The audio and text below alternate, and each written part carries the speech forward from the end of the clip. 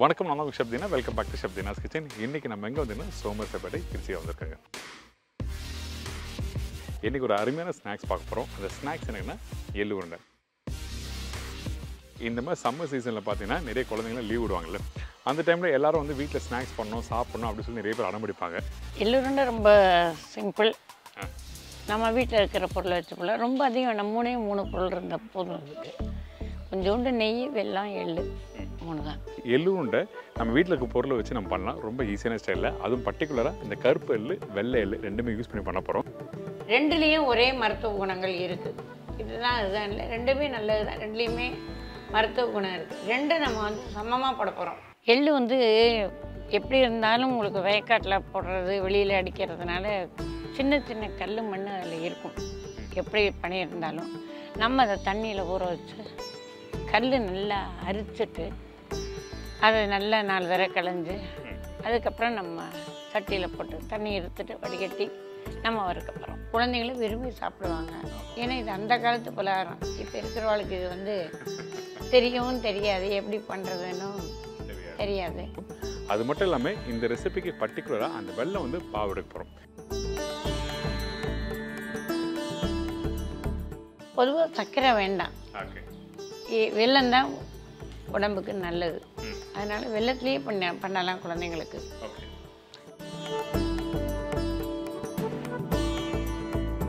வெல்லம் இதுக்கு ரொம்ப சிம்பிளானது. ஓகே, ரொம்ப செலவு கிடையாது. சும்மா 2-3 இருக்கிறத வச்சு பண்ணிக்கலாம். சரி. போட விடுமுறை குழந்தைங்கள்லாம் மிட்டாய் அது இது வாங்கி கொடுக்காம இதை நம்ம வீட்டில் பண்ணி எடுத்து ஒரு டப்பியில் போட்டு வச்சா குழந்தைங்களுக்கு கொடுக்கலாம். இன்றைக்கி இருக்க நிலைமை பார்த்தீங்கன்னா நிறைய பேர் வெளியே போய்ட்டு பிஸ்கெட்ஸு, சாக்லேட்டு இந்த மாதிரிலாம் வாங்கி சாப்பிடுவாங்க. அதாவது அந்த க்ரீம் பிஸ்கெட்டு, சாக்லேட்ஸ்லாம் நிறைய சாப்பிடுவாங்க. 1-2 சாப்பிட்றது தவறு எதுவுமே இல்லை. அதிகமாக சாப்பிட்டா நம்ம உடம்புக்கு கெடுதல். நல்ல ஒரு ஆரோக்கியமான ஒரு தின்பண்டம். எள்ளு வந்து எல்லாருக்குமே நல்லது. பெண்களுக்கு நல்லது, இடுப்பு வலிக்கு இதுக்கு நல்லதுன்னு சொல்கிறாங்க. எள்ளு வந்து எல்லாருமே சாப்பிடக்கூடிய பொருள் தானே. எள்ளு சாதம், எள்ளு பொடி, எள்ளையே அரைச்சி எள்ளு வந்து அந்த காலத்தில் வந்து எள்ளு நிறைய உபயோகப்படுத்திட்டு. இந்த பாவு வந்து எப்படி எடுக்கணும், எவ்வளோ நேரம் ஆகும், தண்ணி எவ்வளோ யூஸ் பண்ணலாம், வெல்லம் எப்படி போட்டு நம்ம வந்து கரெக்டாக குக் பண்ணி எடுக்க போகிறோம், இந்த மாதிரி விஷயம் நிறைய கேட்டு தெரிஞ்சுக்க போகிறோம். அது மட்டும் இல்லாமல் அந்த பாவு ரெடியான பிறகு அந்த எள்ளு வந்து எப்படி போட்டு மிக்ஸ் பண்ணுறோம், இந்த மாதிரி விஷயங்கள் நிறைய இருக்குது. வாங்க கேட்டு தெரிஞ்சுக்கலாம். இந்த ரெசிபி இன்றைக்கி சொல்லி தரப்போகிறவங்க யார்? திருமதி தங்கம் மாமி. இவங்க கிட்ட தான் இந்த ரெசிபி எப்படி பண்ணுறது சொல்லி கேட்டு தெரிஞ்சு போகிறோம். வாங்க போய் பார்க்கலாம். வணக்கம் மாமி. வணக்கம். எப்படி இருக்கீங்க? எல்லாம் நல்லா இருக்கோம். நீங்களாம் எப்படி இருக்கீங்க? நாங்கள் ரொம்ப நல்லா இருக்கோம், ரொம்ப சந்தோஷம். இந்த எள்ளு உருண்டை பண்ணுறதுக்கு தேவையான அளவு நீங்கள் 2 எள்ளு வச்சுருக்கீங்க. அளவுகள் வந்து கரெக்டாக சொன்னீங்கன்னா நம்ம வீட்டில் பண்ணி பார்க்கறவங்களுக்கு யூஸ்ஃபுல்லாக இருக்கும். கருப்பு எள்ளு 1/2 கிலோ, வெள்ளை எள்ளு 1/2 கிலோ, 3/4 கிலோ வெல்லம், ஏலக்காய் 10 ஏலக்காய், 2 ஸ்பூன் நெய். இப்போ இந்த எள்ளு உருண்டை பண்ணுறதுக்கு ஃபர்ஸ்ட் நம்ம க்ளீன் பண்ணி ஆரம்பிக்கிறோம்ல? ஆமாம். ஓகே, இப்போது எப்படி க்ளீன் பண்ணி? எள்ளு வந்து நம்ம தண்ணியில் போட்டு ஊற வைக்க போகிறோம். இந்த 2 எள்ளு போட்டு இல்லை 2ஐயும் போடுறோம். ஓகே. குட்டி குட்டி மண் இருக்கும், அதனால் நம்ம சரி பண்ணால் குழந்தைங்களுக்கு நம்ம கொடுக்கும்போது நல்லாயிருக்கும். இப்போ தண்ணி ஊற்றி நம்ம அலச போகிறோம். நிறைய ஊற்றலாமா? எப்படி ஊற்றலாம். ஓகே.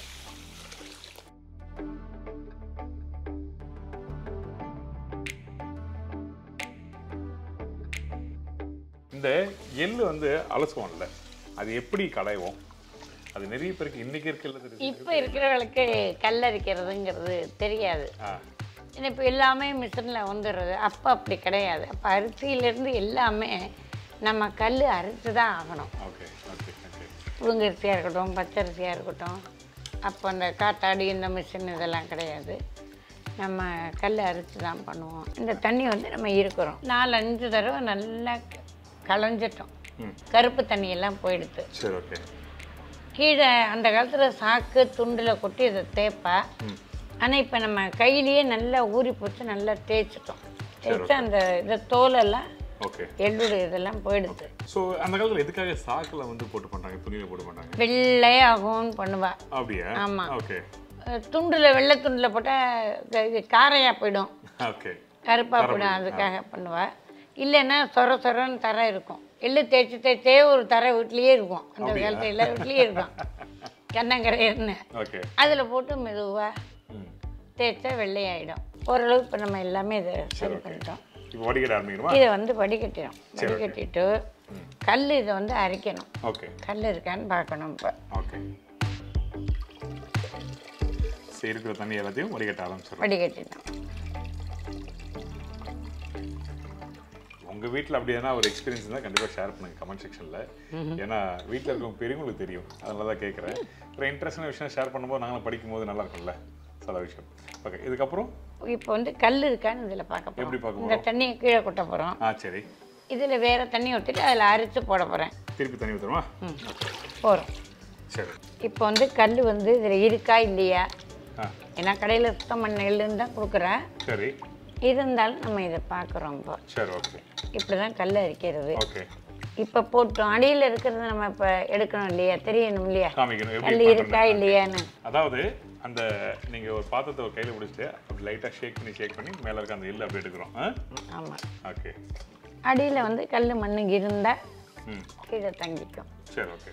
இதுக்கு பேர் அரிக்கிறதுன்னு பேர். ஓகே. அடுத்தது ஈழத்துறதுன்னு சொல்லுவா. அது என்னது? அதுதான் இப்போ காமிக்க போகிறோம். இப்படி வரும்போது மேலாக இருக்கிற நல்ல எள்ளு வந்துடும். அடியில் கல் இருந்தால் அதில் நிற்கும். Okay, okay. அந்த மேலோட்டமாக வர எல்லாம் நல்ல எள்ளு. அந்த முறத்தை ஹேண்டில் பண்ணுறாங்கல்ல, உடைக்கிறாங்கல்ல, அது கூட நிறைய பேர் தெரிய மாட்டேங்குது. அது கிராமத்தில் இருக்கிறவளுக்கே இப்போ தெரியல. இந்த கிராமத்தில் இருக்கிறவளுக்கு அதெல்லாம் தெரியும். சொலகு முறம் எல்லாம் வச்சுட்டு புடைக்கிறது, கல் எடுக்கிறது, கல் ஈழத்துறதெல்லாம் அப்போ தெரியும். இப்போ இருக்கிறவா கிராமத்தில் இருக்கிறவளுக்கு அது வந்து தெரியாது. சரி, ஓகே.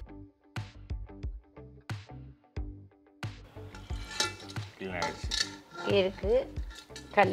ஓகே. அந்த கல் காமிக்கிறேன் பாருங்களேன். இப்போ இதில் வந்து பொடி மண் இருக்கு.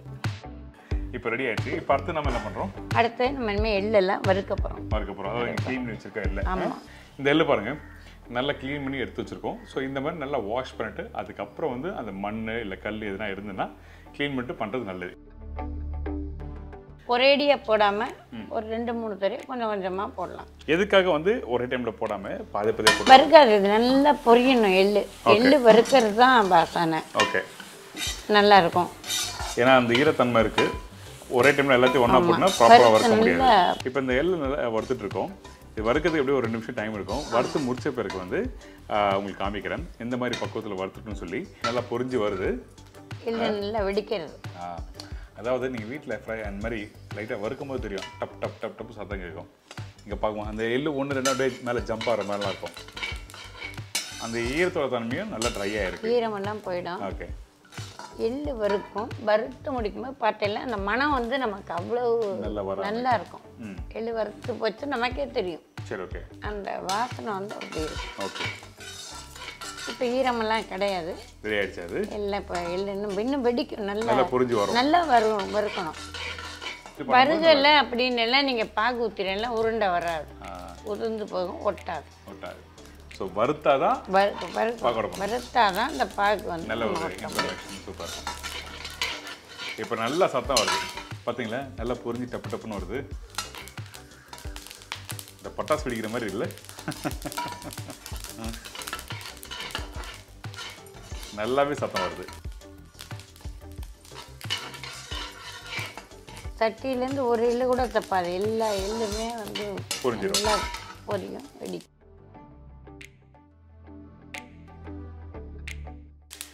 இப்போ ரெடி ஆயிடுச்சு. அது ரெடி ஆயிடுச்சு. ஈரப்பசை எதுவும் கிடையாது. கையில் தொட்டாலே இது வந்து இப்போ பவுடராக போகும். அப்படி பவுடர் ஆகும், பவுடர் ஆகிடும். சரி, ஓகே. ஏன்னா அந்த மாதிரி நல்லா வறுத்துருக்கு. ஓகே. இப்போ இதை நம்ம எடுத்துடலாம். சரி.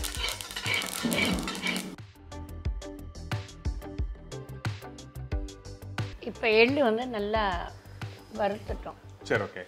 நல்லா வறுத்து குப்பை இல்லாமல் எல்லாம் புடத்தை எல்லாம் எடுத்து வச்சுருக்கோம். ஓகே. இப்போ இனிமேல் வெல்லம் வந்து நம்ம பாகு வைக்க போகிறோம். எனக்கு இந்த இடத்துல ஒரு டவுட் இருக்குது. இந்த வெல்லம் பாவு எடுத்து போட போனோம்ல, இந்த எள்ளு வறுத்து முடிச்ச பிறகு சூடோட அப்படியே வெள்ளத்தில் போடலாமா, இல்லை சூடு ஆறுதான்? இல்லை, சூடு ஆறி தான் பாகு ஊட்டும். ஓகே. எந்த பொருளுமே எந்த உருண்டைக்குமே உங்களுக்கு ஆறி இருந்தால்தான் பாகு ஊட்டும். இப்போ வெல்லம் போடலாமா? இப்போ நம்ம வந்து வெல்லம் போடலாம். இப்போ இந்த வெல்லம் போடும்போது வந்து பர்டிகுலராக வந்து நம்ம என்ன மாதிரி பக்குவத்தில் வந்து பண்ணிருக்கணும்? ஒரு டம்ளர் எள்ளு போட்டதில்ல, 3/4 டம்ளர் வெல்லம். ஓகே. நல்லா உடைச்சு. ஓகே. இப்போ நம்ம கேட்குறது வந்து அந்த வெல்லம் வந்து அந்த கம்பி பதம் சொல்லுவாங்கல்ல? இல்லை, உருண்டை பாகு வரணும். உருண்டை பாகு வரணும். சரி, ஓகே. எல்லா உருண்டைகளுக்கும் நம்ம எப்படி பாகு வைக்கிறோமோ அதே அளவு பாகு வரும். சரி, ஓகே. வெல்லம் போட்டலாமா? போடலாம். வெல்லம் முழுகிற அளவுக்கு தண்ணி.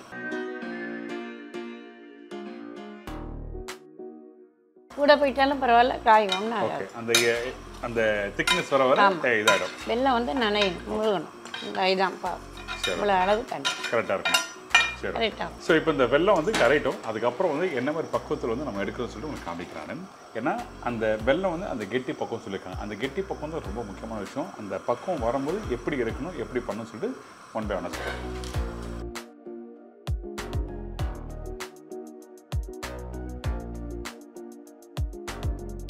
இப்போ இந்த பாகு நல்லா கொதிச்சு வருது. ஓகே. கொஞ்சம் பொங்கி வருது, தண்ணி ஜாஸ்தின்னு, அதுக்காக பயப்பட வேண்டாம். ஓகே. இப்படி பொங்கி வரும்போது ஒரு சொட்டு தண்ணி இப்படி நம்ம தெளிச்சோம்னா அது பொங்கி அடங்கி அவ்வளோதான், கம்மியாயிடும். அதுக்காக நம்ம இது பண்ணிக்க வேண்டாம். இது ஒரு சின்ன டிப்ஸ். புதுசாக பண்ணுறவங்களுக்கு வந்து நம்ம சொல்லிட்டு பொங்குதுன்ட்டு வந்து பயப்பட வேண்டாம். அதுக்காக வடியோ இது பண்ண வேண்டாம்.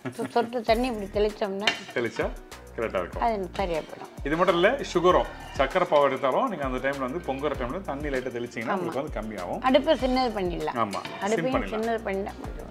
சூப்பர். இப்போ ஓரளவுக்கு நம்ம ரெடி ஆகிட்டு வருது இல்லை? ஆமாம். இன்னும் எவ்வளோ நேரம் ஆகும் ரெடி ஆகும்? 2 நிமிஷம். 2 நிமிஷம். அதான் கெட்டித்தன்மை வர்றதுக்கு. ஆமாம். பாகு இப்போ காஞ்சி போச்சு. நல்லா வடிகட்டி நம்ம போட்டிருக்கோம். கல்லை வடிகட்டி வெள்ளத்தை வச்சுக்கலாம். ஆமாம், வெள்ளம் இருந்தால். ஆமாம், ஏன்னா சில வெள்ளங்களில் மண் இருக்கும், வடிகட்டிக்கலாம். ஓகே. நம்ம முதல்ல காயும் போது நம்ம வடிகட்டி மண்ணை இது பண்ணிவிட்டு வச்சுக்கலாம். இப்போ இந்த பாகு காஞ்சி போச்சான்னு இப்போ நம்ம பார்க்கலாம். அப்படியே பொங்கி வருது. அந்த காலத்தில் வந்து எங்களுக்கு சொல்லி கொடுப்பாங்க. இந்த சென்டர் பகுதியில் உங்களுக்கு நடுக்கொதி வந்ததுன்னா பாகு காஞ்சி போச்சு அப்படின்னு சொல்லி கொடுப்பாங்க. ஓகே. சரி ஆயிடுச்சு. ஓகே.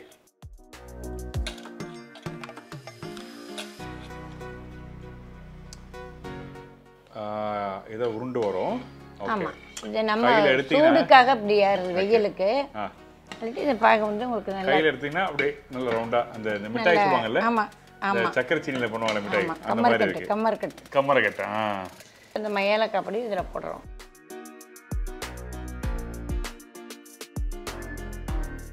இந்த ஏலத்தூள் போட்ட பிறகு மிக்ஸ் பண்ண ஆரம்பிக்கிறோம். இப்போ இந்த நெய்யை எந்த இடத்துல யூஸ் பண்ண போகிறோம் நம்ம? என்ன நெய் வந்து இந்த எள்ளில் தான் ஊற்றுவோம். ஓகே. சொட்டு ஊற்றிப்போம். சரி, ஓகே. இந்த ஏலக்காய்த்தூள் போட்ட பிறகு நல்லா மிக்ஸ் பண்ண ஆரம்பிக்கிறோம். ஆமாம். ஓகே. நெய் ஊற்றிக்கலாம்.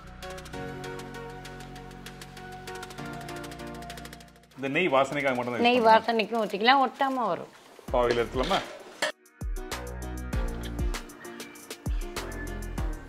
ஓரமாக ஊற்றி அப்படியே மிக்ஸ் பண்ணுறோம். ஏன்னா ஒரேடியாக ஊற்றினோம்னா அலண்டு போயிடும். ஓகே. அதுக்கு பிறகு வந்து ஒரு சின்ன கரண்டி வச்சு நல்லா மிக்ஸ் பண்ண ஆரம்பிக்கலாம். ஓகே. இது மாதிரி தோசை பரட்டி வச்சுட்டோம்னா கொஞ்சம் கொஞ்சமாக ஊற்றி அதுக்கு பிறகு வந்து அது ஒரு சின்ன ஒரு நம்ம வீட்டில் தோசை கரண்டி இருக்கு பார்த்தீங்களா, அந்த தோசை கரண்டில் அப்படி மெதுவாக மிக்ஸ் பண்ணும்போது என்ன ஆகுனா அப்படியே சேர்ந்து வருது. இப்போ வந்து ஒரு பாத்திரத்தில் தண்ணி வச்சுக்கலாம். இப்படி கையில் இப்படி தொட்டுக்கலாம். இப்போ இந்த இடத்துல வந்து கை சுடுதுன்னா தண்ணி தொடுறோம். அரிசி மாவு தொட்டு பண்ணலாமா? அரிசி மாவும் தொடலாம். என்ன அரிசி மாவு தொட்டால் உங்களுக்கு கலர் மாறும். சரி, ஓகே. அவ்வளோதாங்க. அவ்வளோதான். சூடாக இருந்துச்சுன்னா கொஞ்சம் கெட்டி ஆகிடும். ஓகே. அதாவது இந்த எள்ளு உருண்டை வந்து நான் சாப்பிட்ருக்கேன், கடையில் வாங்கி சாப்பிட்ருக்கேன். இது சூடாக இருக்கு.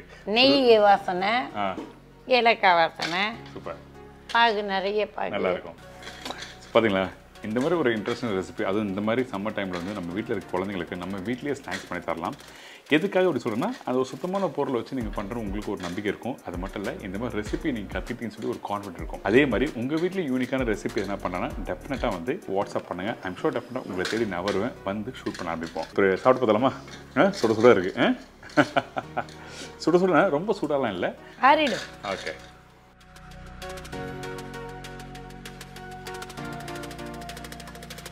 மாமி சூப்பர். அதாவது அந்த எள்ளு நல்லா வறுக்கிறோம்ல, வறுத்த பிறகு என்ன பண்ணா அந்த எள்ளோட வெயிட் கம்மியான மாதிரி ஆகிடும், லேஸ் ஆகிடும். அப்போது இந்த வெள்ளத்தோட சேர்த்து சாப்பிடும்போது உங்களுக்கு வந்து ரொம்ப கஷ்டப்பட்டு சாப்பிட்றதில்ல, அந்த சாஃப்ட்னஸோட அந்த நல்லா மெதுமெதுன்னு இருக்குது சாப்பிடும்போது. நிறைய சூடு லைட்டாக சூடோட சாப்பிடணும் அப்படின்னு இல்லை, ஆறினா கெட்டி ஆகிடும். Super, very good. சூப்பராக வந்திருக்கு. பாகு நிறைய பாகு ஊற்றலாம். நல்லா பாகு நல்லா தாங்கும். அந்த கசப்பு தன்மை அந்த மாதிரிலாம் அதெல்லாம் ஒன்றும் இருக்காது. எப்படி கசப்பு வந்திருக்கு. ஏலக்காய் வாசனை, நெய் வாசனை எல்லாமே இருக்கு. ஸோ இந்த மாதிரி ரெசிபி ட்ரை பண்ணி பாருங்கள். அப்படி உங்களால் முடியலன்னா டெஃபினட்டாக வந்து இவங்க காண்டாக்ட் பண்ணி இவங்ககிட்ட ஏகப்பட்ட ஸ்நாக்ஸ் வகைகள் இருக்குது. அதாவது முறுக்கு, பருப்பொடி, நீங்கள் வேணும்னா காண்டாக்ட் பண்ணிக்கலாம். periyandar.com வெப்சைட் ஆரம்பிச்சிருக்கோம். 9443203742 வாட்ஸ்அப் நம்பர் நம்மளுது எல்லாமே இருக்கும். அட்ரஸ் எல்லாம் உங்களுக்கு எந்த சந்தேகமாக இருந்தாலும் எப்போ இருந்தாலும் கேட்கலாம். நீங்கள் எல்லோரும் இந்த கோடை விடுமுறையில் இதை பண்ணி நல்லா குழந்தைங்களுக்கு கொடுங்க, பண்ணி கவனித்து பாருங்கள். அப்படி முடியல தேவை அப்படின்னு எங்களை கான்டாக்ட் பண்ண நாங்கள் உங்களுக்கு அனுப்பி கொடுக்குறோம். கண்டிப்பாக ட்ரை பண்ணி பாருங்கள். இந்த ரெசிபி உங்களுக்கு எல்லாரும் பிடிச்சிருக்குன்னு நினைக்கிறேன். உங்களுக்கு வேறு எதுனா ரெசிபி என்ன பண்ணணும்னு வச்சிங்கன்னா கண்டிப்பாக வந்து நான் கொடுத்த நம்பருக்கும் டெக்ஸ்ட் பண்ணலாம். அப்படி இல்லைனா கமெண்ட் செக்ஷனில் நீங்கள் ஃபீட்பேக் கொடுக்கலாம். அது மட்டும் இல்லை, chef Deena's kitchen Facebook, Instagram வந்து உங்களுக்கு வந்து நிறைய ரெசிபிலாம் போட இருக்கும். ப்ளீஸ் ஃபாலோ பண்ண ஆரம்பிங்க. ரொம்ப நன்றி. எனக்கு உங்கள் நேரத்தை ஒதுக்கி அழகாக இந்த எள்ளு உருண்டை எப்படி பண்ணு சொல்லி கொடுத்துருங்க. ரொம்ப ரொம்ப நன்றி. தேங்க்யூ. நன்றி, வணக்கம். தேங்க்யூ. ஸோ பிடிச்சிருக்குல்ல? கண்டிப்பாக ட்ரை பண்ணி பாருங்கள். இதே மாதிரி இன்னொரு நாள் இன்னொரு ஊரில் ஒரு புது ரெசிபி நினைக்கிறேன். நன்றி, வணக்கம். See you. Bye.